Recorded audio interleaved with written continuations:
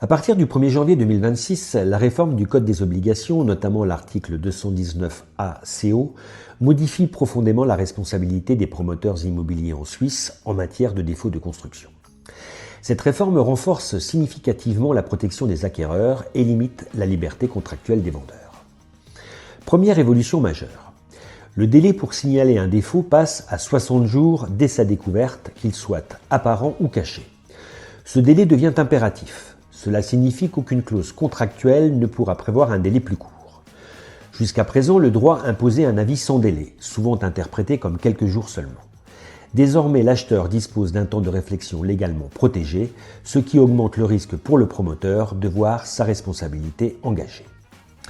Deuxième changement fondamental, l'introduction d'un droit impératif à la réparation pour les immeubles neufs ou construits depuis moins de 2 ans. L'acquéreur pourra exiger que le vendeur répare les défauts à ses frais. Les clauses fréquemment utilisées par les promoteurs consistant à exclure leur responsabilité en cédant à l'acheteur les droits contre les sous-traitants deviennent nulles. En d'autres termes, le promoteur ne pourra plus se décharger contractuellement de sa responsabilité en renvoyant l'acheteur vers les entreprises ayant réalisé les travaux. Cette modification entraîne un transfert clair du risque vers le promoteur. Même si les défauts proviennent d'un sous-traitant, le vendeur restera l'interlocuteur direct et devra assumer la réparation ou en supporter le coût. Il devra ensuite agir en recours contre les entreprises responsables avec les incertitudes que cela comporte: insolvabilité, limites contractuelles et litiges techniques.